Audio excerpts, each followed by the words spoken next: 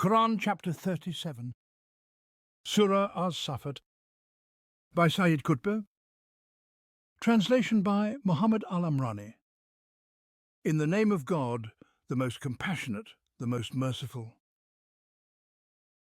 By those who range themselves in ranks firmly aligned, and those who drive away evil with forceful rebuke, and those who recite the reminder, verily, your God is but one sustainer of the heavens and the earth and all that is between them, and sustainer of the rising points of light. Indeed, we have adorned the lowest heaven with the beauty of stars, and as a safeguard against every rebellious devil. They cannot overhear the exalted assembly, for they are pelted from every side, repelled, and for them is a perpetual torment save for the one who snatches a fragment pursued by a piercing flame. So ask them, are they stronger in creation or those whom we have created? Indeed, we created them from sticky clay. Nay, but you marvel while they mock. And when they are reminded, they pay no heed. And when they see a sign, they ridicule it, and they say, this is nothing but manifest sorcery. Is it that when we are dead and have become dust and bones, we shall indeed be resurrected? And even our forefathers of old say, yes, and you will be utterly humbled. It will only take a single shout, and behold, they will all be watching. And they will cry, woe unto us, this is the day of judgment. This is the day of decision which you used to deny. It will be said, assemble the wrongdoers and their ilk, and whatever they use to worship besides God, and lead them to the path of the blazing fire. But halt them, for they must be questioned. What is the matter with you that you do not help one another? Nay, on that day they will surrender themselves completely. And some of them will turn to others, questioning each other. They will say, you used to approach us from the right.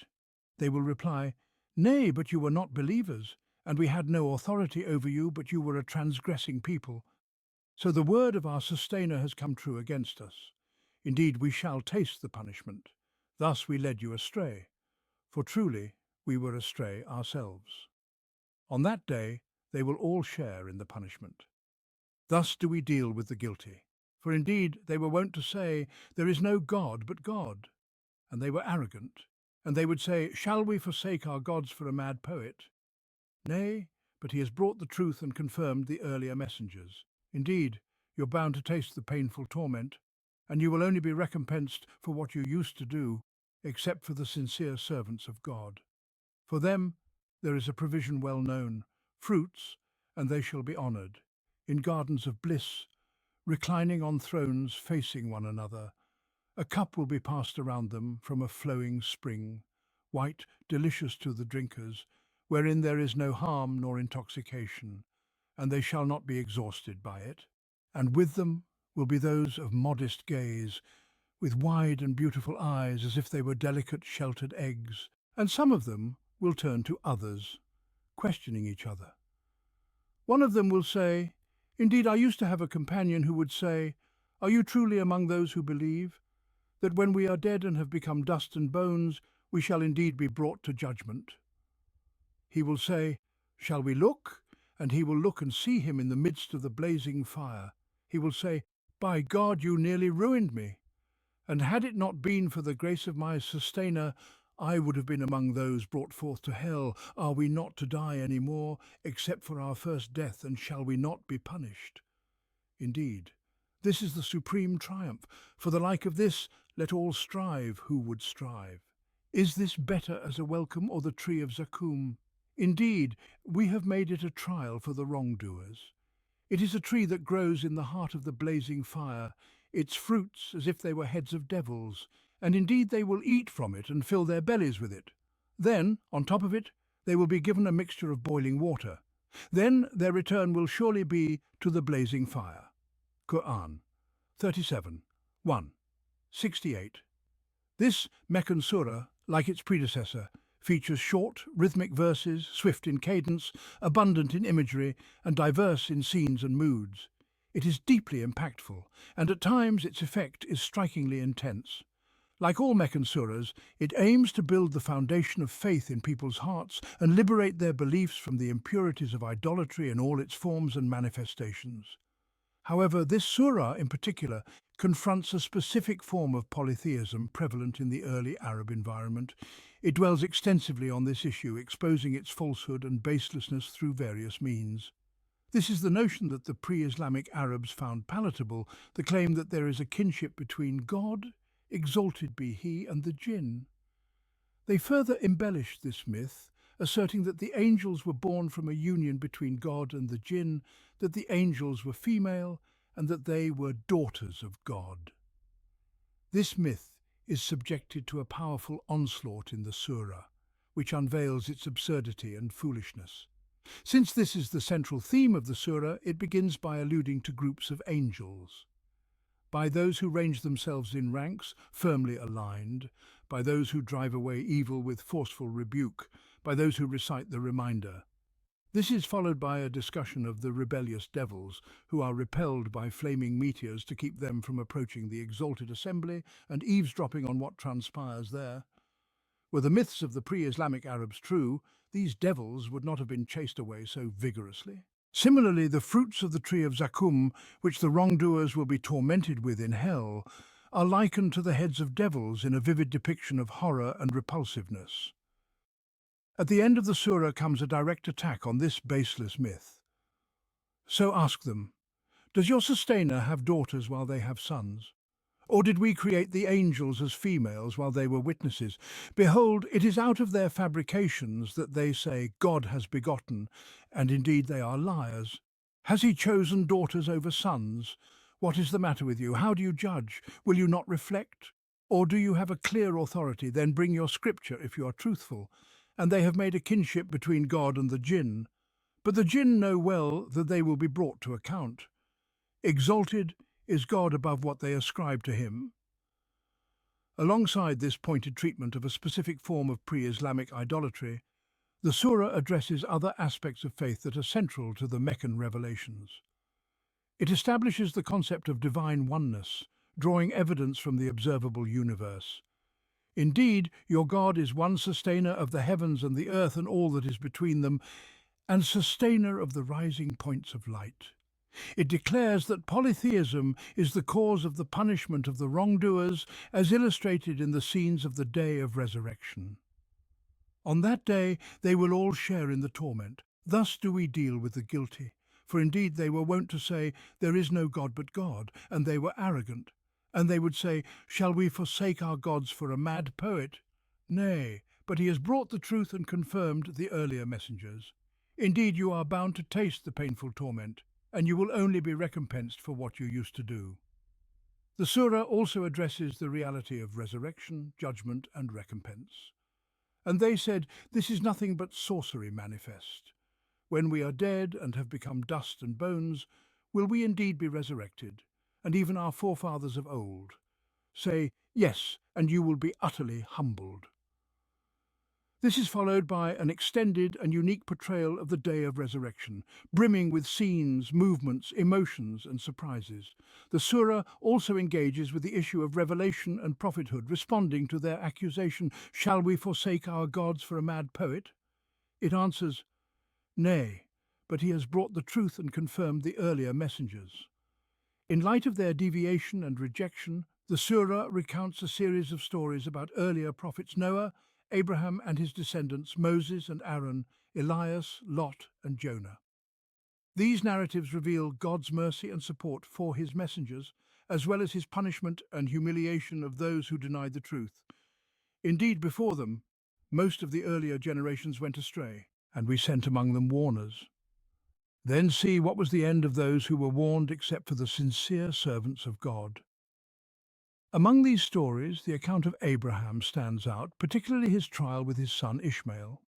It is the story of sacrifice and redemption, illustrating in the most profound and sublime way obedience and submission to God. It reaches a pinnacle of faith that elevates the soul to unparalleled heights of devotion. The evocative elements accompanying the presentation of the surah's themes and subjects are vividly manifest. These include the scene of the heavens with their stars, meteors, and flaming missiles. Indeed, we have adorned the lowest heaven with the beauty of stars and as a safeguard against every rebellious devil. They cannot overhear the exalted assembly, for they are pelted from every side, repelled, and for them is a perpetual torment, save for the one who snatches a fragment, pursued by a piercing flame. They also include the stirring scenes of the day of resurrection, with its remarkable surprises, intense emotions, and unique interactions. And in the stories and their reflections, especially in the narrative of Abraham and his son Ishmael, the emotional impact reaches a peak, deeply stirring hearts with its profound beauty and intensity. Additionally, the musical rhythm of the surah is distinct, harmonizing perfectly with its imagery, moods, and successive profound themes. The surah unfolds its subjects in three main movements. 1. The first movement opens with an oath by the angels who range themselves in ranks, drive away evil, and recite the reminder affirming the oneness of God, the sustainer of the rising points, who has adorned the heavens with stars. This is followed by the issue of the devils attempting to eavesdrop on the exalted assembly and being repelled by flaming meteors. The narrative then questions whether these deniers are mightier in creation than the angels, the heavens, the stars, and the devils, leading to a refutation of their denial of resurrection and an affirmation of its reality. This section culminates in a vivid and extended depiction of the day of resurrection with its judgment, bliss, and torment. 2. The second movement draws parallels between these wayward deniers and those of earlier generations who were warned. It recounts the stories of Noah, Abraham, Moses, Aaron, Elias, Lot, and Jonah, detailing the consequences for those who denied the truth and the rewards for the believers. 3. The third movement addresses the aforementioned myth regarding the jinn and the angels, while reaffirming God's promise of victory to his messengers. Indeed, our word has already gone forth to our servants, the messengers, they will surely be victorious, and indeed our forces will surely prevail. The surah concludes with the glorification of God and blessings upon his messengers. Exalted is your sustainer, the sustainer of might above what they ascribe to him, and peace be upon the messengers, and all praise is due to God, sustainer of all worlds. These are the core themes of the surah, addressed with profound clarity and eloquence. And now, let us delve into the details. By those who line up in ranks, and those who drive away with sternness, and those who recite the reminder, indeed, your sustainer is one, sustainer of the heavens and the earth and all that lies between them, and the sustainer of all points of the sunrise. The ranks, the stern drivers and the reciters are groups of angels, mentioned here in terms of their divinely appointed tasks, tasks that God knows and has decreed. It is possible that the ones who line up are those who stand in prayer, their limbs steadfast as they bow to their Creator's will, or perhaps those who stretch their wings, awaiting his command. The stern drivers may be those who chastise the disobedient, whether during the taking of their souls, or during the gathering and herding of wrongdoers to hell, or in other moments and places decreed by God.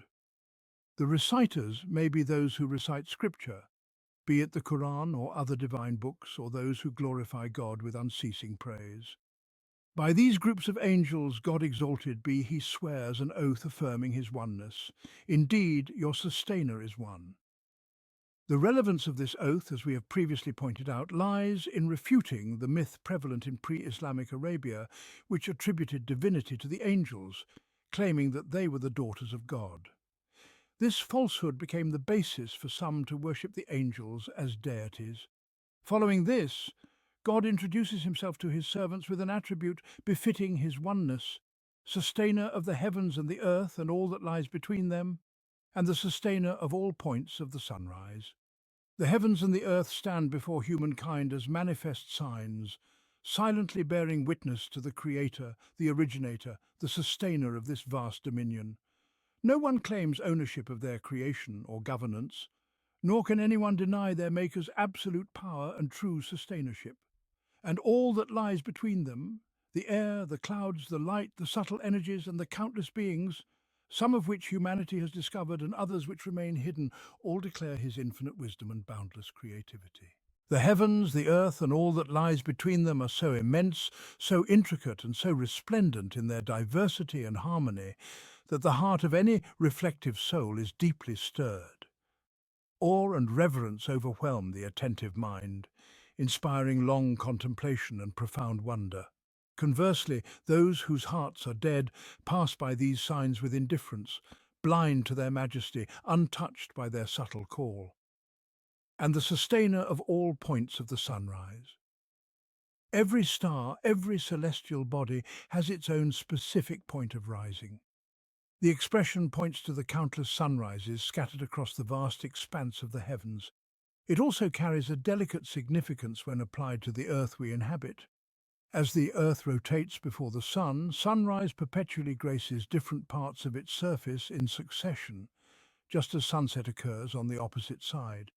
For every segment of the earth that faces the sun, there is a sunrise, and on the side turned away, there is a sunset. This continuous sequence of dawns and dusks was a truth unknown to humanity at the time of the Quran's revelation, but it was disclosed by God in that ancient era. This precise system of successive sunrises and sunsets, coupled with the radiant beauty that floods the universe at dawn, invites the heart to ponder the artistry of the divine maker. It calls humanity to recognize the unity of the Creator, whose singular craftsmanship is evident in the flawless consistency and exquisite beauty woven into the fabric of the cosmos. This is the context for the mention of this attribute of God's sustainership. As we shall see, the reference to the heavens and the sunrises has further relevance to the upcoming verses in this chapter, which discuss the stars, meteors, and the expulsion of devils. Indeed, we have adorned the lowest heaven with the beauty of the stars, and as protection against every rebellious devil. They cannot listen to the higher assembly, and they are pelted from every side, repelled and driven away, and for them is a perpetual punishment, except for one who snatches a fragment, and he is pursued by a piercing flame. After addressing the mythical notion of the angels as divine beings in the opening verses, the Quran here touches upon another pre-Islamic superstition, the alleged connection between God and the jinn. Some among them claimed that there was a kinship between God and the jinn, while others worshipped these beings under the illusion that they possessed knowledge of the unseen by virtue of their supposed proximity to the celestial realms. Following the mention of the heavens, the earth, and the sunrises, whether these refer to the stars and planets or the successive dawns upon the earth, attention now shifts to the celestial adornment. Indeed, we have adorned the lowest heaven with the beauty of the stars. A single glance at the night sky suffices to reveal this adornment. It demonstrates that beauty is an essential aspect of the universe's design, that the Creator has imbued all things with a profound aesthetic harmony. This beauty is not a superficial embellishment, but a deep-seated feature of creation, inseparable from its functional perfection. Everything in the cosmos serves its purpose with precision, while simultaneously contributing to the overarching beauty of the whole. The sky, with its scattered stars, offers one of the most breathtaking spectacles visible to the human eye. The shimmering constellations, the twinkling lights of distant stars captivate the soul and enchant the heart. To gaze at the stars, to follow their movements and observe their nightly shifts, is a timeless pleasure that never grows old. Yet these stars, in addition to their beauty, serve another purpose, and as protection against every rebellious devil. They cannot listen to the higher assembly, and they are pelted from every side, repelled and driven away, and for them is a perpetual punishment, except for one who snatches a fragment, and he is pursued by a piercing flame. The stars also act as missiles, guarding the heavens against defiant devils and preventing them from eavesdropping on the higher assembly. Should one of these rebellious beings attempt to steal a fragment of divine discourse, a blazing flame pursues and destroys it.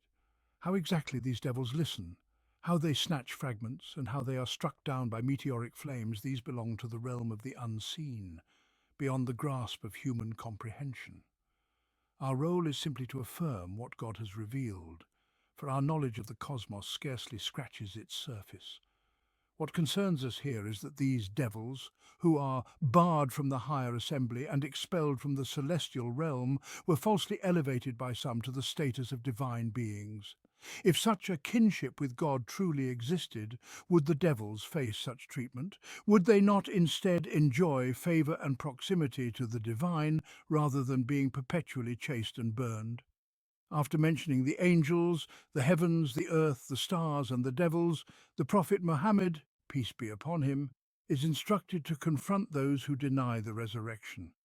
So ask them, are they more difficult to create or those beings we have created? Indeed, we created them from sticky clay. If the angels, the heavens, the earth, the stars, and the meteors, all of which are far mightier than humankind, are part of God's creation, then why do they find the idea of resurrection so astonishing? Why do they mock it and deem it impossible? The question is rhetorical, meant to awaken their reflections. The answer is self-evident. Their creation from mere clay, a soft, sticky substance, pales in comparison to the grandeur of the cosmos. But you are amazed while they mock. And when they are reminded, they pay no heed. And when they see a sign, they ridicule and say, "This is nothing but clear magic." When we are dead and have become dust and bones, will we indeed be resurrected, and our forefathers as well? The Prophet, peace be upon him, is astonished by their blindness and mockery.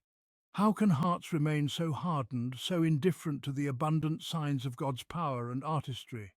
How can they ridicule the promise of resurrection when all around them are manifestations of God's creative might? Truly, it is a sight that stirs amazement. A universe brimming with signs, a message so clear yet hearts so closed. And while the messenger of God, peace and blessings be upon him, was marvelling at their obstinate denial, they in turn mocked the clear truth he presented to them.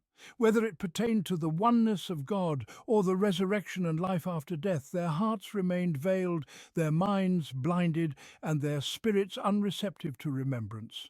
Instead, they greeted the signs of God with ridicule and scorn, going so far as to conjure reasons to mock and seek them out, as the word yastaskirun suggests, actively inviting derision.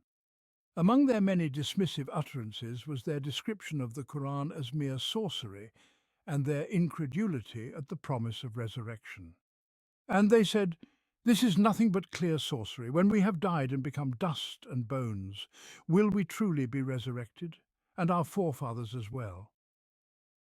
They failed to reflect on the manifestations of God's infinite power, the signs surrounding them in the vastness of the heavens and earth, the celestial bodies and meteors, the creation of angels and devils, and even their own creation from sticky clay.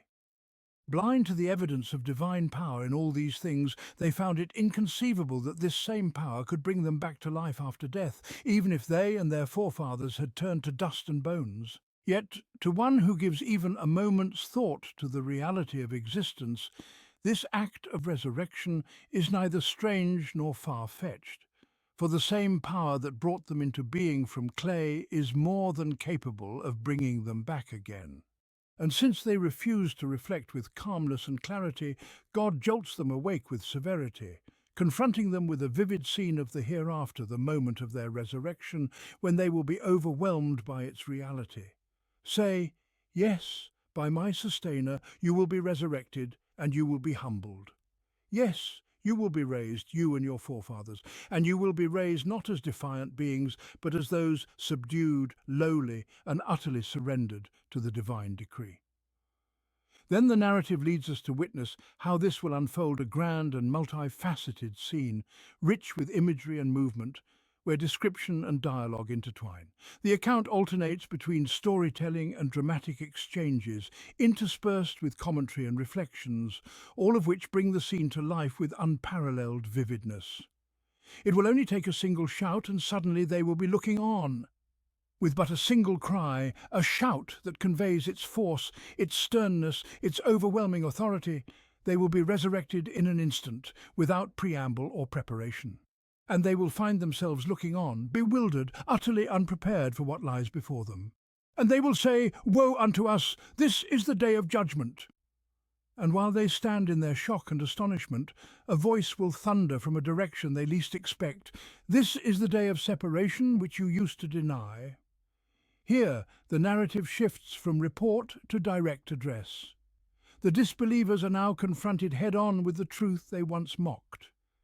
Gather together those who did wrong and their companions and all that they used to worship besides God, and lead them to the path of hellfire, and detain them, for they are to be questioned. The command is given. Round up the wrongdoers, along with their like-minded accomplices, those who shared their guilt and mirrored their sins. Even the false gods they worshipped are included in this gathering. And with a tone that carries both severity and biting irony, they are ordered to be guided to the path of hell. Guide them to the path of hellfire. What a bitter and mocking use of the word guide! For what guidance could be more dreadful than this, to be led to the very flames of perdition? Just as they strayed from the path of righteousness in this world, they are now guided to the path of torment in the next. And now they stand at the threshold of hell, awaiting interrogation, as if in readiness for trial. The call comes to them, laced with both reproach and derision. What is wrong with you that you do not help one another? Sa'd, where are your allies now? Why does one of you not come to the aid of the other, here in this moment of desperate need? Where are your gods, whom you worshipped and relied upon? But there is no answer. No words come to their defence. Instead, the narrative cuts in with a grim commentary. No, on this day they are surrendered. Both the worshippers and the worshipped are now alike subdued, humbled and powerless. The story resumes, painting a new scene, and they will turn upon one another, blaming each other. They will say, "You used to come to us from the right." Now those who were led astray turn to their leaders and accusers, blaming them. "You came to us from the right," they say, meaning, "You presented yourselves as righteous guides, whispering to us in secrecy and pretended sincerity, leading us down this path." But the accused refuse to accept the blame, responding with scorn. They will say, "No, you were not believers. We had no authority over you, but you were transgressing people. So the word of our sustainer has been justified against us. We will certainly taste the punishment. It was not our whispers that made you disbelieve, nor did we compel you to follow us. You were already rebellious, exceeding the bounds of truth and justice. Thus the decree of our sustainer has come to pass upon us. All we, like you, are destined to taste the punishment. So we misled you, for indeed we were ourselves astray." And so they confess their guilt, acknowledging that their own misguidance led them to mislead others. At this point, the narrative interjects with another commentary, as if a divine verdict is pronounced for all to hear. So on that day, they will all share in the punishment. Thus do we deal with the guilty. For indeed, when it was said to them, "There is no deity but God," they were arrogant, and they said, "Are we to abandon our gods for a mad poet?" Here lies the root of their guilt.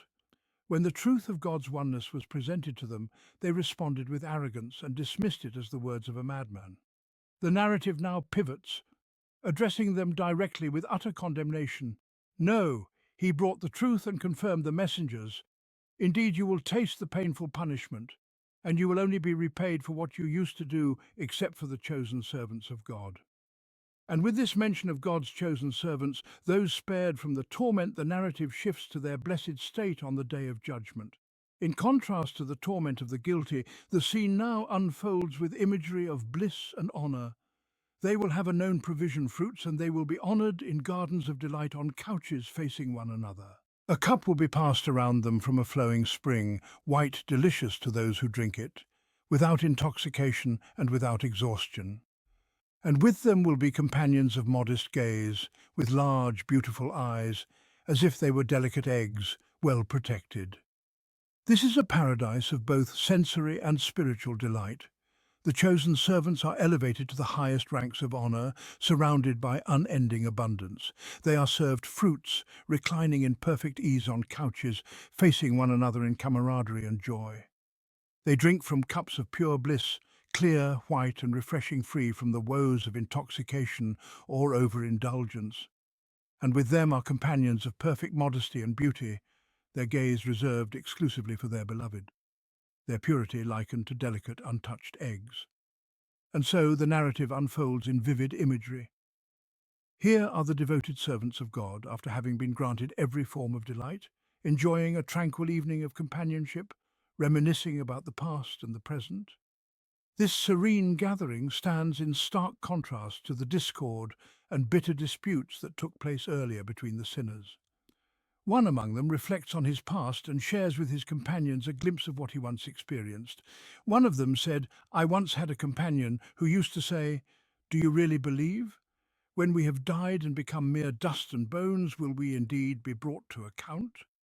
This companion of his, this so-called friend, had denied the reality of the last day and mocked the idea of resurrection, questioning in astonishment whether they would truly be raised and held accountable after having turned into dust and bones. As he recounts this memory to his companions in their conversation, it suddenly occurs to him to inquire about the fate of that companion. He knows, of course, that his former companion must have ended up in the depths of hell, but he is curious to see it for himself. So he turns to his companions and invites them to look with him. He said, "Would you care to look?" Then he looked and saw him in the midst of the hellfire. And there, in the very heart of hell, he sees his former companion. He turns to him and addresses him with words that carry both reproach and gratitude. "By God, you almost led me to ruin. Were it not for the grace of my sustainer, I too would have been among those brought to this torment." Indeed, he acknowledges that if not for God's grace shielding him, he might have followed the whispers of his companion and been dragged down to the same ruin. He might have been among those who are driven unwillingly to hell. This moment, seeing his former companion in the depths of torment, fills him with an even deeper appreciation for the immense blessing that he and his fellow believers have been granted. Overwhelmed with gratitude, he marvels at the eternal nature of this blessing and takes delight in reaffirming it, relishing its sweetness. So, are we never to die again, except for our first death? And are we never to be punished? Truly, this is the supreme triumph. At this point, the Qur'an turns to the listener with a call that stirs the heart and awakens the spirit, urging them to strive for such an outcome. For the like of this, let those who strive, strive. For this indescribable bliss, a joy that neither fades nor perishes, a life unthreatened by death or punishment, this is the true prize worth striving for. Compared to this eternal happiness, all that people toil for and exhaust themselves over in this fleeting world is insignificant, a paltry thing unworthy of comparison to the everlasting life of the hereafter. To highlight the vast gulf between this everlasting bliss and the fate awaiting the others, the narrative shifts to describe the destiny of those who are destined for torment after the gathering and reckoning described at the beginning of this scene. Is this better as a welcome or the tree of Zaqqum? Truly, we have made it a trial for the wrongdoers. It is a tree that grows at the very heart of hellfire. Its fruits are like the heads of devils, and they shall surely eat from it and fill their bellies with it. Then behold, they shall have a mixture of boiling water to drink, and then their return shall be to the hellfire. Which is better, this eternal joy and security, or the tree of Zaqqum? And what is this tree of Zaqqum? It is a tree that grows at the very heart of hellfire. Its fruits are like the heads of devils. The exact nature of the heads of devils is unknown to human beings, but they are undoubtedly terrifying. The very thought of them evokes dread and horror. Imagine then, if these fruits resembling such terrifying heads are what they are forced to eat, filling their bellies with this cursed fruit. God has made this tree a trial for the wrongdoers. When they heard of it, they mocked it, saying, "How can a tree grow in the midst of hellfire without being consumed by it?" One of them, Abu Jahl ibn Hisham, even sneered, saying, "O people of Quraysh, do you know what this tree of Zaqqum is, with which Muhammad threatens you? It is nothing but the dates of Yathrib mixed with butter. By God, if we ever lay our hands on it, we shall devour it greedily." But the tree of Zaqqum is far removed from the food they know. They shall eat from it and fill their bellies with it. Its thorns choke their throats as they swallow it, thorns like the heads of devils. It burns their stomachs, for it grows from the very roots of hellfire and is of its essence. Seeking relief, they long for a drink to cool their insides, to quench their burning thirst. But what awaits them is no soothing drink. Then, behold, they shall have a mixture of boiling water to drink. It is a searing, scalding liquid, mixed and impure, that only adds to their torment. And after this harrowing meal, They return to their eternal dwelling place, their appointed abode, and then their return shall be to the hellfire. Such is the conclusion of this vivid scene. The first part of the surah thus comes to an end, as if it were a fragment of reality itself, a moment so vividly portrayed that it feels as though it were happening before our very eyes. Indeed, they found their forefathers astray, and so they hastened to follow in their footsteps. And indeed, most of the earlier generations had gone astray before them. And indeed, we sent among them warners. So observe then how the end was for those who had been warned, except for the chosen servants of God. And Noah indeed called upon us, and how excellent were we in responding. We delivered him and his family from the great distress, and we made his progeny the ones to endure, and we left for him a blessing to endure among later generations. Peace be upon Noah among all the worlds. Indeed, thus do we reward those who excel in deeds. He was indeed among our believing servants, and then we drowned the others. And indeed among his kind was Abraham, when he came to his sustainer with a heart sound and pure, when he said to his father and his people, "What is it that you worship? Is it falsehood gods other than God that you desire? Then what is your thought concerning the sustainer of all the worlds?" And so he cast a glance at the stars, and he said, "Indeed, I am unwell." And they turned away from him, departing. Then he slipped away to their idols and said, "Will you not eat? What is wrong with you that you do not speak?"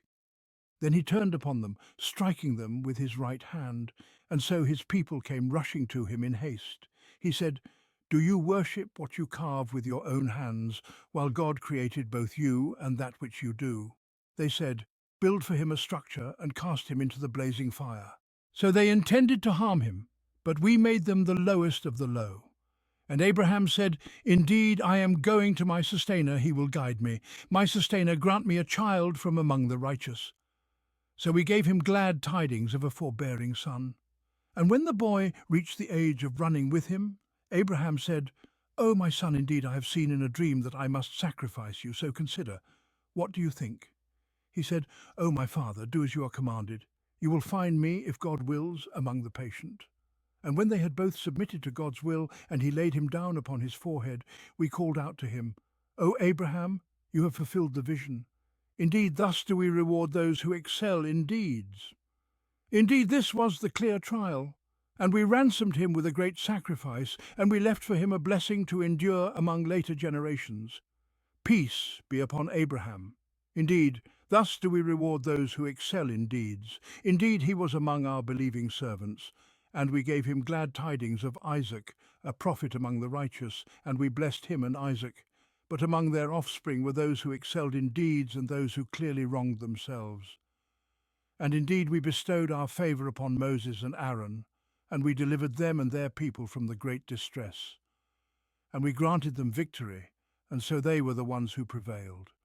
And we gave them the clear book, and we guided them to the straight path. And we left for them a blessing to endure among later generations. Peace be upon Moses and Aaron. Indeed, thus do we reward those who excel in deeds. Indeed, they were among our believing servants. And indeed, Elias was among the messengers when he said to his people, "Will you not be conscious of God? Do you call upon Baal and forsake the best of creators, God your sustainer and the sustainer of your forefathers?" But they denied him, and so they will certainly be brought for judgment except for the chosen servants of God. And we left for him a blessing to endure among later generations. Peace be upon Elias. Indeed, thus do we reward those who excel in deeds. Indeed, he was among our believing servants. And indeed, Lot was among the messengers when we delivered him and all his family, except for an old woman who was among those who stayed behind. Then we destroyed the others. And indeed, you pass by their ruins by day and by night. Will you not then understand? And indeed, Jonah was among the messengers when he fled to the laden ship, and he cast lots, and was among those who lost. Then the fish swallowed him while he was blameworthy.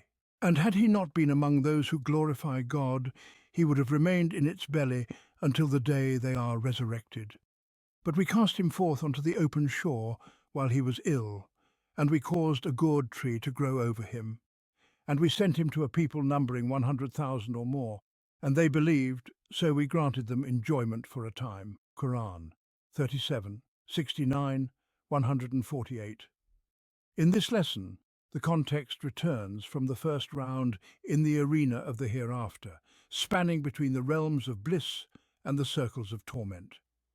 It resumes another journey through human history, reflecting upon the traces of those who have passed before, presenting the story of guidance and misguidance since the dawn of humanity. And behold, it is a story oft repeated, recurring through time. The people who confront the messenger, peace and blessings be upon him, in Makkah with disbelief and deviation are but the remnants of those earlier deniers, misguided in their ways. They are shown what befell those who came before them, their hearts touched by these pages folded within the vaults of history, and the believers reassured of God's care, which has never abandoned his faithful in the past. In this context, glimpses are offered of the stories of Noah, Abraham, Ishmael, Isaac, Moses, Aaron, Elias, Lot, and Jonah. A particular emphasis is placed on the story of Abraham and Ishmael, showcasing the grandeur of faith, sacrifice, and obedience, and unveiling the essence of true submission as it manifests in the souls of Abraham and Ishmael. This chapter unveils a moment that is not presented in any other surah, a narrative exclusive to this context. These stories form the core of this profound lesson. Indeed, they found their forefathers astray, so they hastened to follow in their footsteps. And verily, most of the earlier generations went astray. Yet we had sent among them warners. So behold, how was the end of those who were warned, except for God's chosen servants? They are deeply rooted in misguidance and yet at the same time blind imitators, who neither reflect nor contemplate. They hasten recklessly, following in the footsteps of their misguided forefathers, without thought or discernment. Indeed, they found their forefathers astray, so they hasten to follow in their footsteps. They and their forefathers represent an image of misguidance, a pattern reflected in most of the earlier generations. And most of the earlier generations went astray, and their misguidance came despite the warnings and admonitions. Indeed, we had sent among them warners, but what was the end? What was the fate of the deniers, and what was the fate of God's chosen servants? This is revealed through the sequence of stories, with this proclamation at its forefront as a prelude to reflection. Behold, how was the end of those who were warned except for God's chosen servants? The account begins with a brief reference to the story of Noah, illustrating the outcome and affirming God's care for his chosen servants. Indeed, Noah called upon us, and how excellent was the response. We saved him and his family from the great distress, and we made his descendants the survivors, and we left for him a good name among later generations, peace upon Noah in all the worlds. Indeed, thus do we reward the doers of good. Verily, he was one of our believing servants. Then we drowned the others. This reference encapsulates Noah's supplication to his sustainer and the complete and all-encompassing response he received, the response of the best of responders, God Almighty. How excellent was the response? It includes the deliverance of Noah and his family from the great distress, the distress of the flood, from which none survived except those whom God willed to save and decreed to live. It also includes the decree of God to make Noah's descendants the inheritors of the earth and its settlers, and to preserve his legacy for the generations to come until the end of time. And we left for him a good name among later generations. And it proclaims in both the east and the west God's peace upon Noah as a reward for his excellence. Peace upon Noah in all the worlds. Indeed, thus do we reward the doers of good. And what reward could surpass the peace of God, and a remembrance that endures through the ages? As for the manifestation of Noah's excellence and the reason for this reward, it lies in his faith. Indeed, he was one of our believing servants. This is the fate of the believers. As for the disbelievers among Noah's people, God decreed upon them annihilation and extinction. Then we drowned the others. Thus, the divine law has remained unchanged since the distant dawn of humanity, as summarized in the prelude to these stories. Indeed, we sent among them warners, so behold, how was the end of those who were warned, except for God's chosen servants? Then comes the story of Abraham, unfolding in two principal episodes. The first recounts his call to his people, the destruction of idols, their attempt to kill him, and God's protection of him, and the defeat of his adversaries. This episode has been recounted in other chapters of the Qur'an. The second episode, however, is unique to this surah. The narrative of the vision, the sacrifice, and the ransom, with its detailed stages, steps, and moments, conveyed in a gripping and awe-inspiring style. It portrays the highest forms of obedience, sacrifice, redemption, and submission in the realm of faith throughout the long history of humanity. And indeed, Abraham was among his followers when he came to his sustainer with a sound heart, when he said to his father and his people, "What is it that you worship? Is it falsehood gods besides God that you desire? Then, what is your thought about the sustainer of the worlds?" This is the opening of the story and its first scene, a transition from Noah to Abraham. Between them lies a bond of faith, a shared call and path. Abraham belongs to the spiritual lineage of Noah despite the vast expanse of time between the two messengers and their missions. Both converge upon the same divine methodology, united in their purpose and connected by their message. The purity of Abraham's heart and the soundness of his faith shine through when he came to his sustainer with a sound heart. Here is a depiction of pure submission as he comes before his sustainer. His uprightness, innocence, and sincerity are embodied in the soundness of his heart. The expression soundness is evocative and vivid, conveying its meaning with simplicity and clarity. While it encompasses many virtues, innocence, purity, sincerity, and uprightness, it remains straightforward, unembellished, and conveys a meaning far greater than all these qualities combined. Such is the unique beauty of Quranic expression. With this sound heart, Abraham disapproves of and abhors the ways of his people. His instinctive sense of purity recoils from whatever contradicts the innate truth of human nature, whether in thought or behavior. When he said to his father and his people, "What is it that you worship? Is it falsehood gods besides God that you desire? Then what is your thought about the sustainer of the worlds?" He sees them worshipping idols and images, and he cries out to them with the voice of an uncorrupted nature, expressing vehement disapproval. "What is it that you worship?" What indeed? For what they worship is not worthy of worship nor fit to have worshippers. Whatever humanity worships, if it be not anchored in some semblance of truth, is but pure falsehood and baseless imagination, a deliberate lie and an unfounded fabrication. He challenges them. Is it falsehood gods besides God that you desire? And what is your conception of God?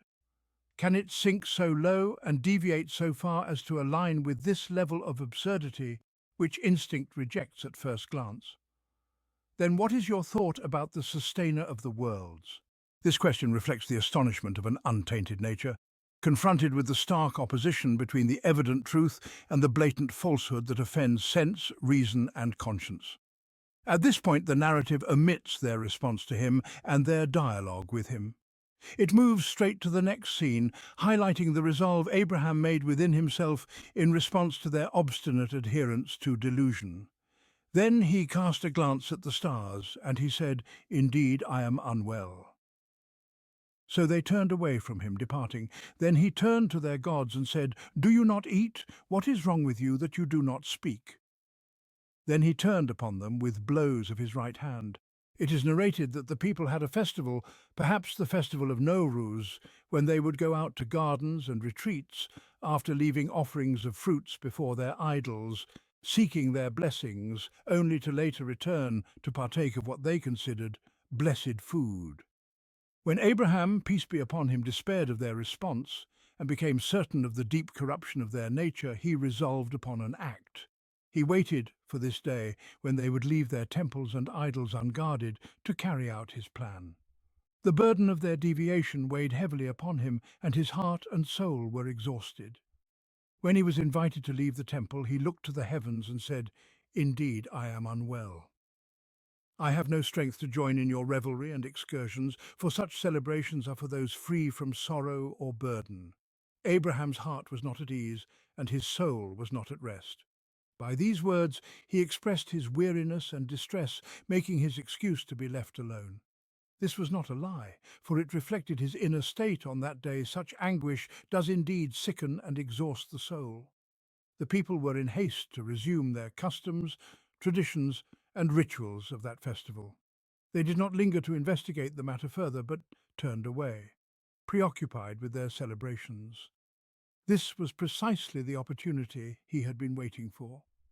He hastened toward their so-called gods, before which offerings of fine food and the first fruits of the harvest had been placed. In mocking tones he said, "Will you not eat?" But, of course, the idols did not respond. So he continued, his sarcasm tinged with anger and scorn. "What is wrong with you that you do not speak?" This is a familiar human condition when one speaks to something, fully aware of its nature, knowing it neither hears nor speaks. It was not the idols themselves that provoked his indignation, but rather the absurdity of the people's superstitions and their foolish imaginings. Once again the idols did not respond. At this he released the pent-up fury within him, not through words but through action, and he turned upon them, striking them with his right hand. Thus he found relief from his distress, anguish, and frustration. The scene concludes, and now a new one begins. The people return to discover their idols reduced to fragments. The narrative here condenses what is elaborated elsewhere in the Qur'an, their questioning of who had dared to commit such an act against their gods, and their eventual realization of the bold perpetrator. The account is abbreviated here to bring us directly to the moment when they confront Abraham face to face. They advanced toward him, hastening. They had heard the news and identified the culprit. In a great crowd they rushed toward him, their steps quickened by anger, a noisy throng buzzing with fury. But there he stood, alone, a single man against a multitude. Yet he was a man of faith, a man who knew his path with clarity, a man with an unwavering vision of his sustainer. His creed was firmly anchored in his heart and clearly manifest in the universe around him. Thus, he stood stronger than that seething, tumultuous crowd whose beliefs were weak and confused.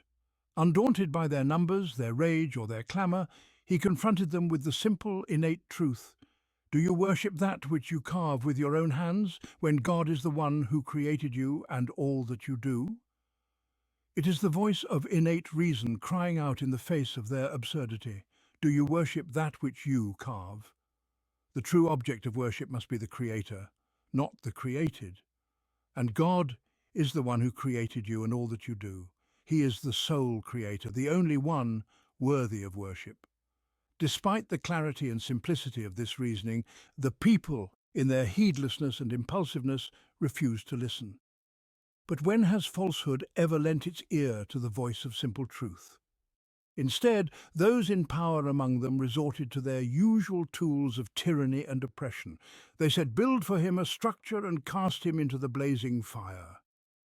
This is the logic of brute force and violence, the only logic tyrants know when they are bereft of argument and devoid of proof, when the pure word of truth exposes their falsehood and leaves them humiliated.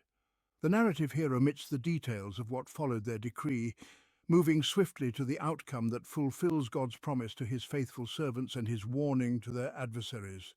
Thus they sought to harm him, but we made them the lowest.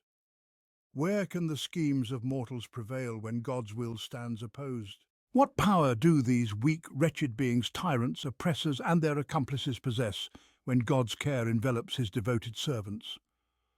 Thus concludes this chapter of the story, and another begins. Abraham's affair with his father and his people had now come to an end. They had sought to destroy him in the fire they called the Inferno.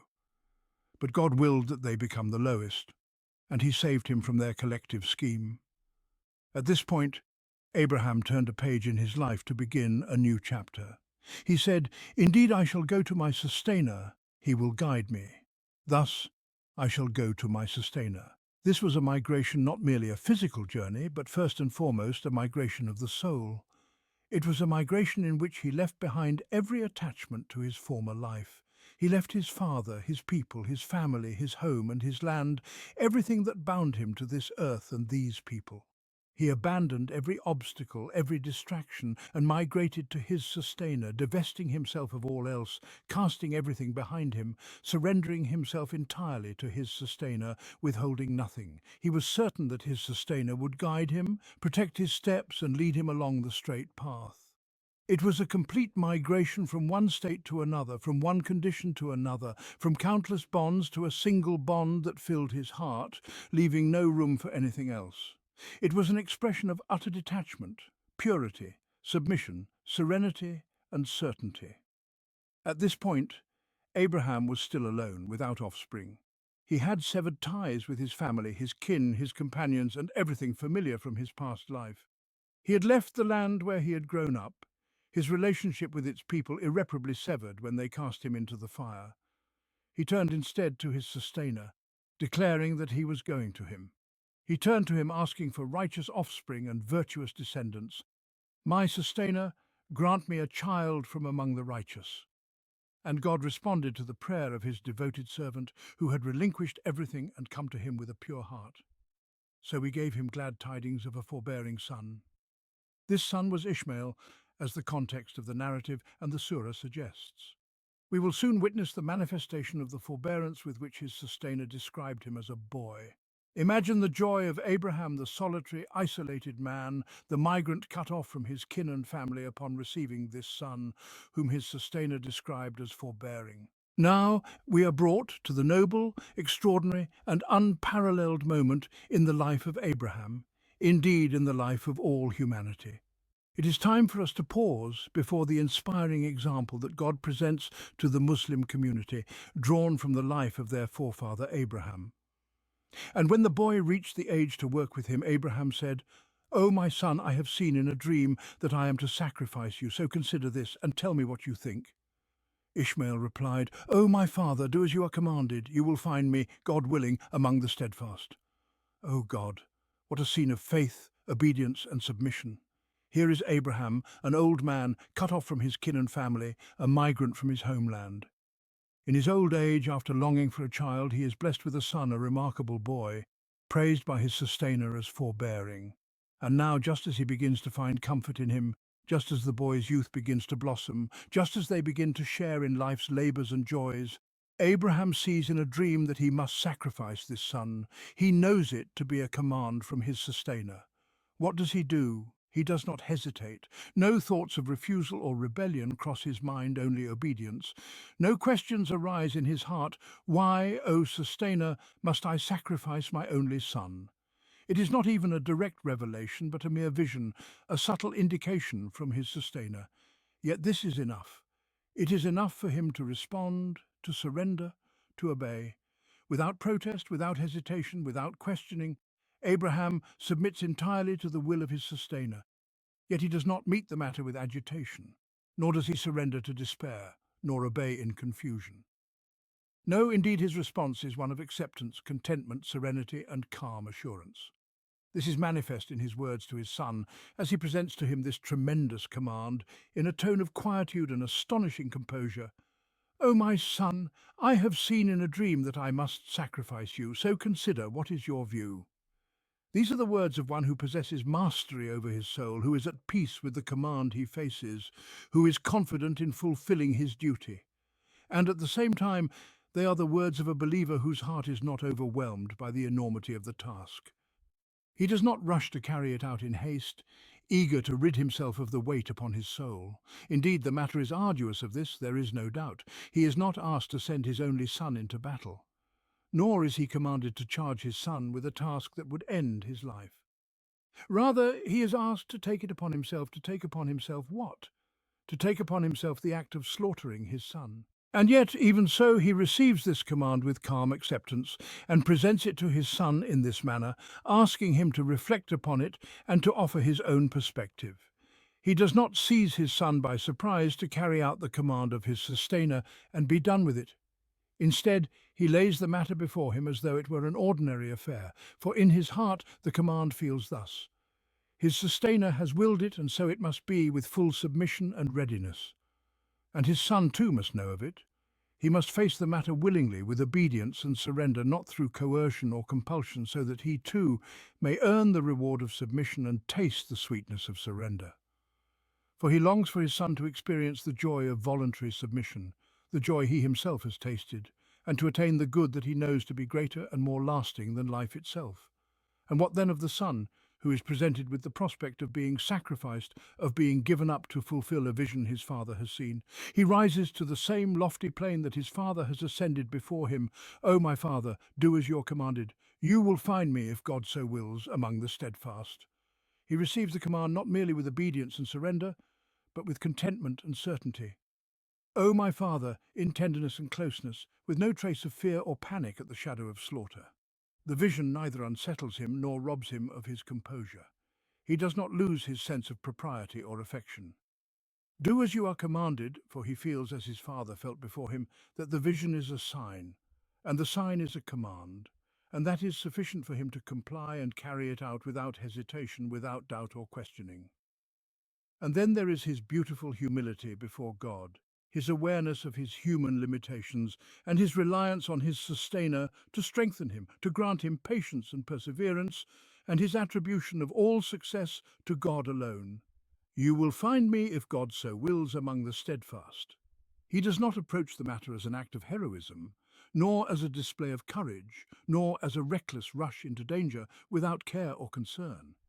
He does not create for himself any shadow of self-importance, nor does he impose his own ego upon the scene. Instead, he attributes all to God, acknowledging that if he is to succeed in this trial, it will only be through God's aid and blessing. "You will find me, if God so wills, among the steadfast."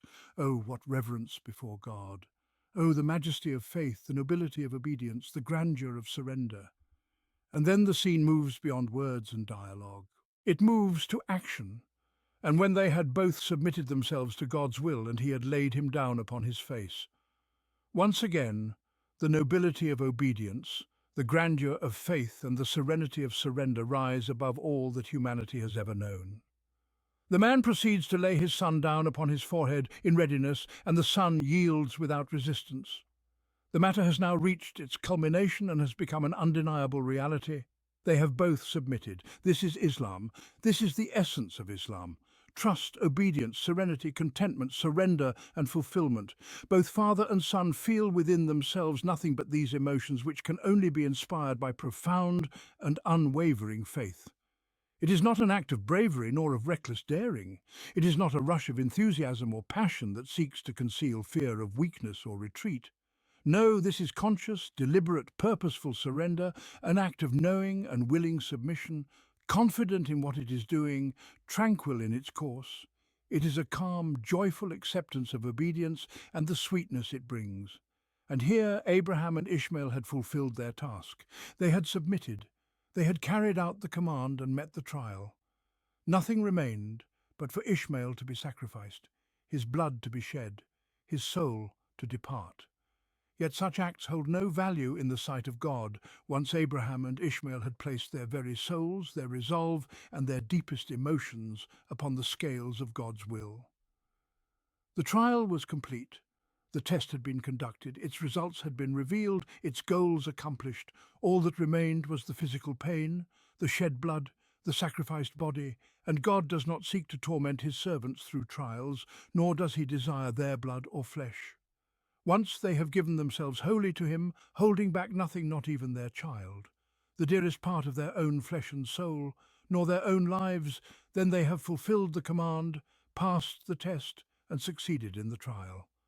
And God knew the truth of Abraham and Ishmael's sincerity. He deemed them to have fulfilled his command, to have proven their faithfulness. And we called out to him, "O Abraham, you have fulfilled the vision. Verily, thus do we reward those who do good." Indeed, this was a manifest trial, and we ransomed him with a great sacrifice. You have fulfilled the vision. You have made it a reality. For God does not seek anything but surrender and submission, such that nothing remains within the soul that is withheld from God, nothing cherished above his command, nothing reserved from his will, even if it is one's own child, the fruit of one's heart, even if it is one's own life and soul. And you, O Abraham, have done so. You have given everything, even the most precious thing, and you have done so with contentment, serenity, and certainty. Thus nothing remained but the flesh and blood, and this was replaced with a great sacrifice, which some say was a ram provided by God's will and command, ready to be sacrificed in Ishmael's stead. Verily, thus do we reward those who do good. We reward them for embracing such trials, for elevating their hearts to the heights of devotion, for their steadfastness and readiness to fulfill the command. And we reward them for their willingness to surrender, for their patience in carrying out what is required, and for their deserving of divine recompense. From this event arose the practice of sacrifice on Eid al-Adha, a commemoration of this magnificent episode, which stands as a beacon of true faith, the beauty of obedience, and the grandeur of surrender. It is to this legacy that the Muslim Ummah returns, to recognize in it the essence of their father Abraham, whose path they follow, whose lineage and creed they inherit. It is here that they find the nature of the faith they practice and the foundation upon which their lives are built. Complete submission to God's decree, in willing obedience and confident surrender, never questioning their sustainer, never hesitating in fulfilling his will at the first sign of his command.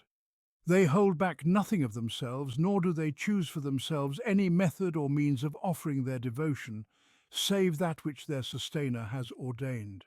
And thus let it be understood that her sustainer does not desire to torment her with trials, nor to afflict her with tribulations.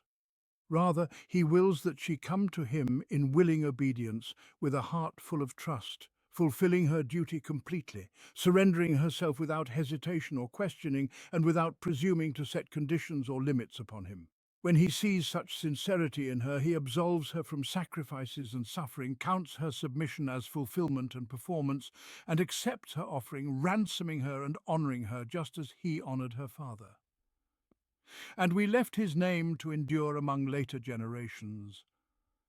Thus he is remembered across the ages and centuries. He stands as a nation in himself, the father of prophets and the father of this Muslim Ummah, which has inherited his creed. God has decreed for this Ummah both as a right and a responsibility the leadership of humanity upon the path of Abraham, making it his spiritual progeny until the end of time. Peace be upon Abraham. Peace from his sustainer, peace recorded in the eternal book, peace inscribed in the fabric of the vast cosmos. Thus do we reward those who do good. Such is their reward through trials and steadfastness, through fulfillment, remembrance, peace, and honor. Indeed, he was one of our believing servants. This is the reward of faith, and such is its essence as revealed through the manifest trial. And once again his sustainer bestowed his grace upon him, granting him Isaac in his old age, blessing him and Isaac, and making Isaac a prophet among the righteous. And we gave him glad tidings of Isaac a prophet, one of the righteous, and we blessed him and Isaac. From them arose a lineage that continued through the generations. Yet the inheritance of this lineage was not one of blood and kinship alone. It was the inheritance of faith and way of life. Whoever follows it is among the righteous, and whoever strays from it is but a wrongdoer to himself, for no closeness of lineage near or far can avail him. And among their descendants there are those who do good, and there are those who clearly wrong themselves. And among their descendants were Moses and Aaron. And indeed we bestowed favour upon Moses and Aaron, and we saved them and their people from the great distress, and we gave them victory, so that they became the ones who prevailed. And we gave them the clear book, and we guided them to the straight path, and we left their names to endure among later generations. Peace be upon Moses and Aaron. Thus do we reward those who do good. Indeed, they were among our believing servants. This glimpse of the story of Moses and Aaron highlights God's bounty upon them, his choice and selection of them, his deliverance of them and their people from the great distress, the details of which are elaborated in other chapters, his granting them victory over their oppressors, Pharaoh and his council, his bestowal of the clear and unmistakable book, and his guidance of them to the straight path, the path of God, which he opens to the believers. Their names were left to endure among later generations and centuries, and their story ends with God's peace upon Moses and Aaron, followed by the repeated conclusion of this chapter, affirming the nature of the reward granted to those who do good and the value of faith for which the believers are honored. Following this glimpse comes another, of Elijah. It is most likely that this refers to the prophet known in the Old Testament as Elias, Elijah, who was sent to a people in Syria who worshipped an idol called Baal. The ruins of Baalbek still bear witness to this idolatry. And indeed, Elijah was one of the messengers, when he said to his people, "Will you not fear God? Do you call upon Baal and abandon the best of creators, God, your sustainer, and the sustainer of your forefathers?" But they rejected him, and so they will indeed be brought forth for judgment, except for God's sincere servants. And we left his name to endure among later generations. Peace be upon Elias. Thus do we reward those who do good. Indeed, he was one of our believing servants. Elijah called his people to the oneness of God, denouncing their worship of Baal and their abandonment of the best of creators, their sustainer and the sustainer of their forefathers. Just as Abraham denounced the idolatry of his father and people, and just as every messenger denounced the idolatry of his nation, so did Elijah. But the outcome once again was rejection, and God, exalted is he, swears and affirms that they will indeed be brought forth, compelled to face the consequences of their denial, except for those among them who believed and whom God had purified and chosen as his sincere servants. This brief account of Elijah's story concludes with the recurring refrain of this chapter, affirming God's peace upon his messengers and the reward for those who do good, along with the value of faith for which the believers are honored. The story of Elijah appears here for the first time in such a concise form, and we pause to note the artistic aspect of the verse, "Peace be upon Elias." The Qur'an deliberately uses the form Eliasin to preserve the rhythm and musical cadence of the passage, as is often the case in Quranic expression. Then follows a glimpse of the story of Lot, which is mentioned in other places as following the story of Abraham. And indeed, Lot was one of the messengers. When we saved him and his family, all of them, except for an old woman who was among those who stayed behind, then we destroyed the others. And indeed you pass by their ruins by day and by night, will you not then understand? This account is akin to the brief mention of Noah's story.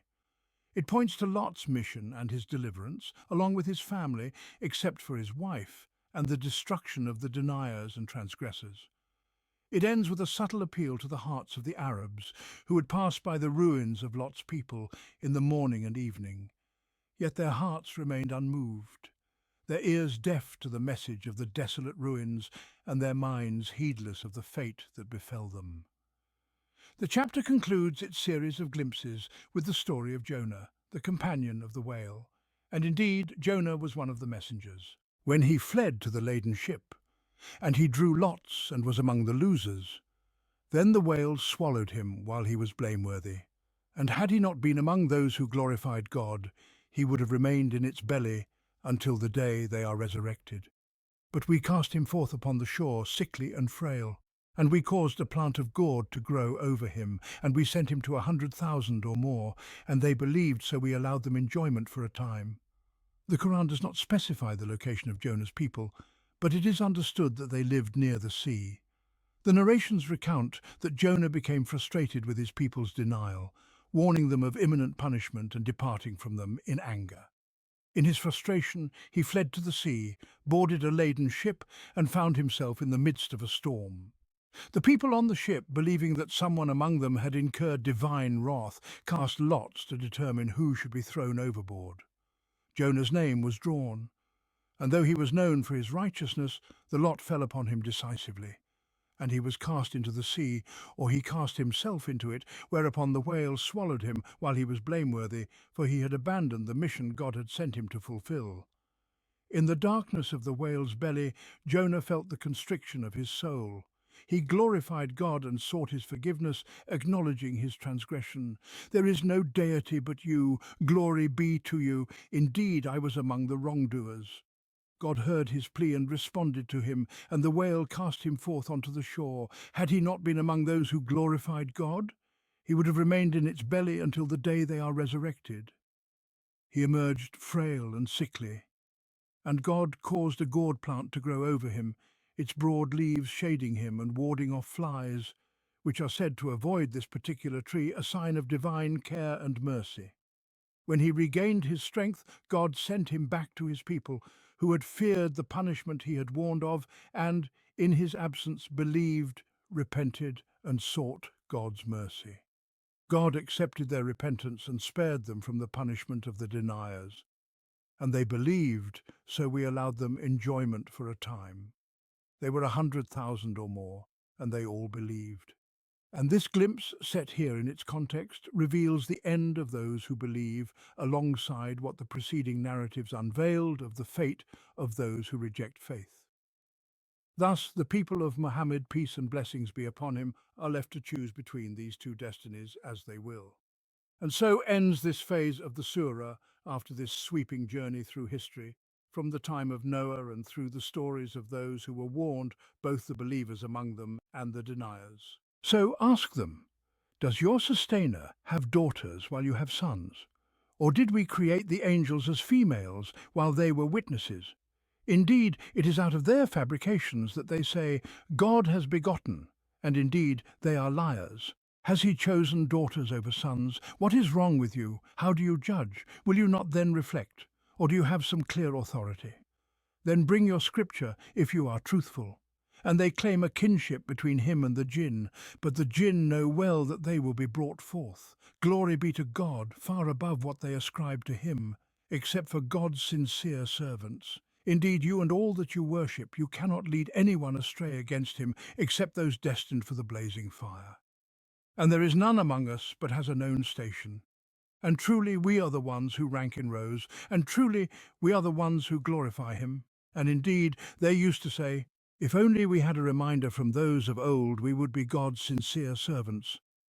But they disbelieved in it, so they will soon come to know. And indeed our word has already gone forth to our servants, the messengers. Indeed they shall be helped, and indeed our forces shall prevail. So turn away from them for a while and watch them, for they will soon see. Are they seeking to hasten our punishment? But when it descends upon their courtyards, evil will be the morning of those who were warned.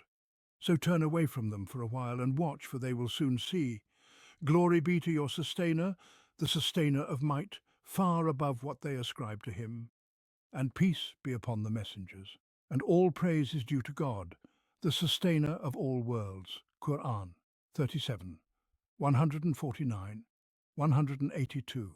In light of the narratives presented in this second phase of the surah and the profound truths they encompass regarding the relationship between God and his servants, and his seizing of those who deny this truth, those who worship other than God, or associate some of his creation with him, and in light of this very truth as contained in the first part of the surah, the final phase of the surah directs the messenger peace and blessings be upon him to confront them with the myth they uphold, that the angels are daughters of God, and another myth they claim, that there is a kinship between him exalted is he and the jinn.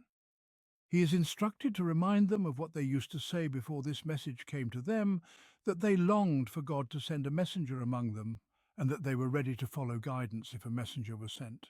But how did they respond when the messenger came to them? The surah concludes by recording God's promise to his messengers that they will be the victors, and by glorifying God far above what they ascribe to him, and by turning in gratitude to the sustainer of all the worlds. So ask them, does your sustainer have daughters while you have sons? If they claim that females are lesser in rank as they themselves believe, and yet they ascribe daughters to their sustainer while reserving sons for themselves, how can this notion stand? Did God choose daughters and leave them with sons? Ask them about this absurd and feeble claim. Or did we create the angels as females while they were witnesses? Demand from them the source of this assertion. From where did they derive the claim that the angels are female? Were they present at their creation to witness their nature and gender? Indeed, it is out of their fabrications that they say God has begotten, and indeed they are liars. Their claims are false even by their own standards, for they value sons over daughters. How then could God exalted is he choose daughters over sons? Has he chosen daughters over sons? What is wrong with you? How do you judge? Will you not then reflect? And from where do they draw their proof and authority for such a claim? Or do you have some clear authority? Then bring your scripture if you are truthful. The surah then addresses another myth. Their claim of a kinship between him exalted is he and the jinn. And they claim a kinship between him and the jinn, but the jinn know well that they will be brought forth. Glory be to God far above what they ascribe to him. The jinn know that they are but a creation of God, and that they will be summoned on the day of judgment at his command. Such is not the relationship of kinship or closeness that they falsely ascribe to him. Here God declares his transcendence over their absurd and baseless claims. Glory be to God far above what they ascribe to him. And he makes an exception for the sincere servants of God among the jinn, for indeed there were believers among them, except for God's sincere servants.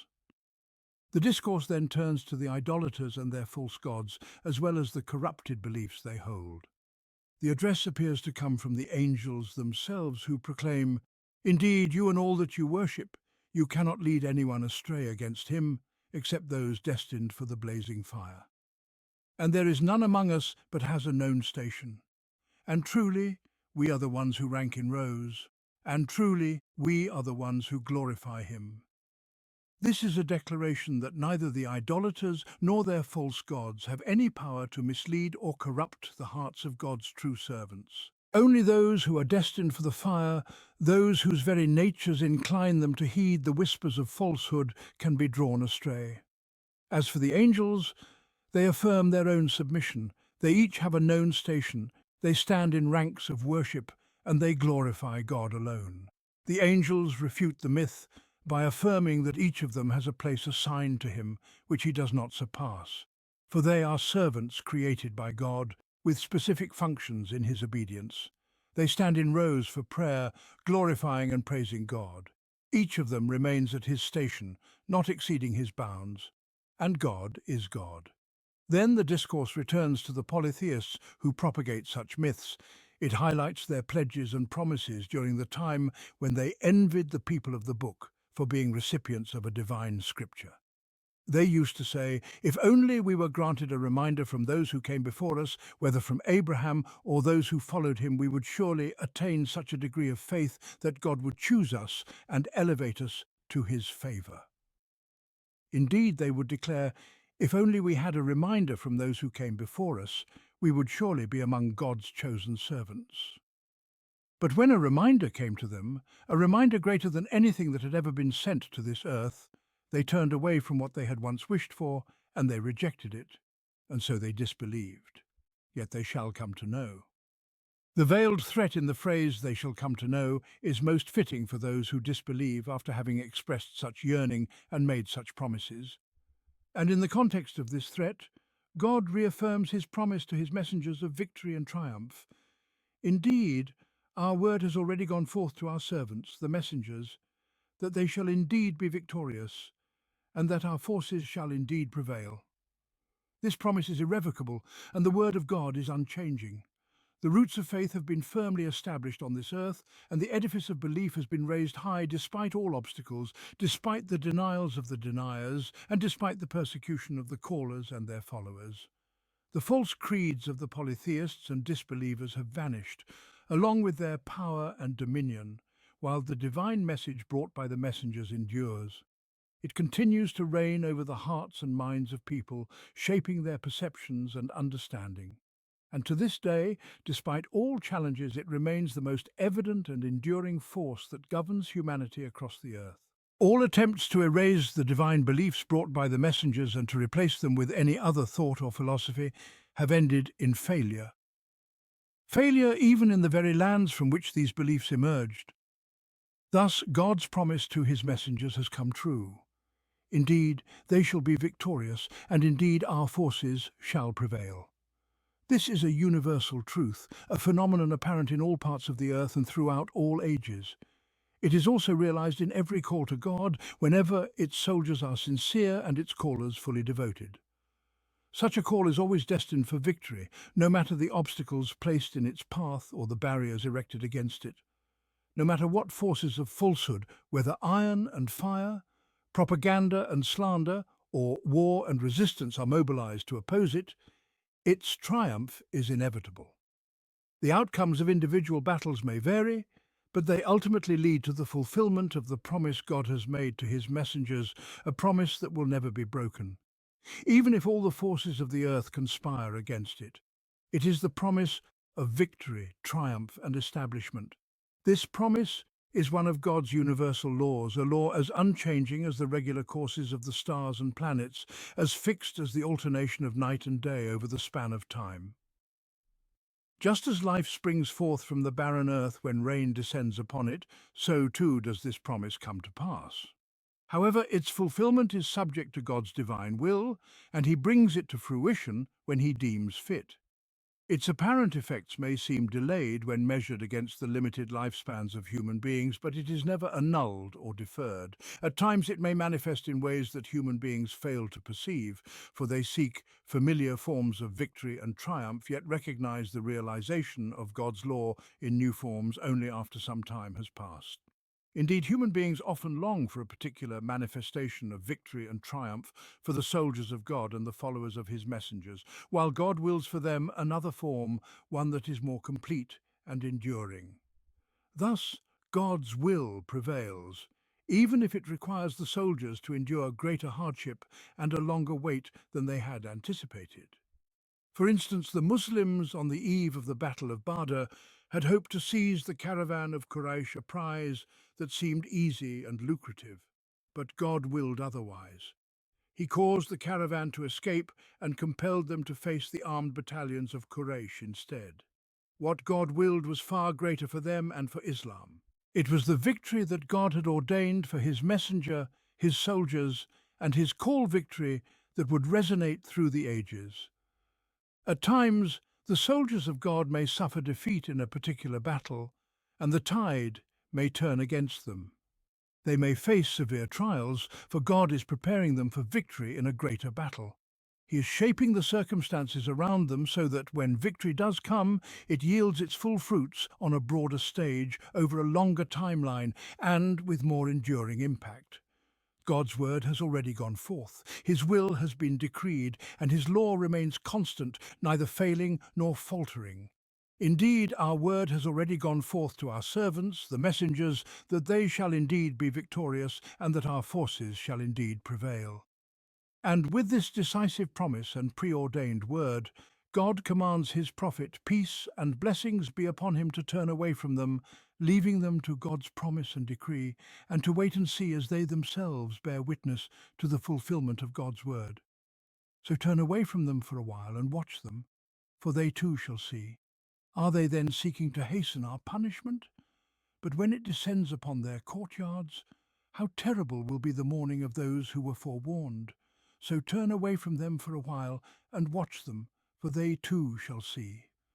Thus the command is repeated, to turn away from them, to disregard them, and to leave them to the day when they will see, and he will see, what becomes of God's promise concerning him and them. And if they seek to hasten God's punishment, woe unto them on the day it comes upon them. For when it descends upon a people, its arrival at dawn brings nothing but misery, though they had been forewarned. The command to ignore them is reiterated, accompanied by veiled threats of the terrifying consequences that await them. So turn away from them for a while and watch them, for they too shall see.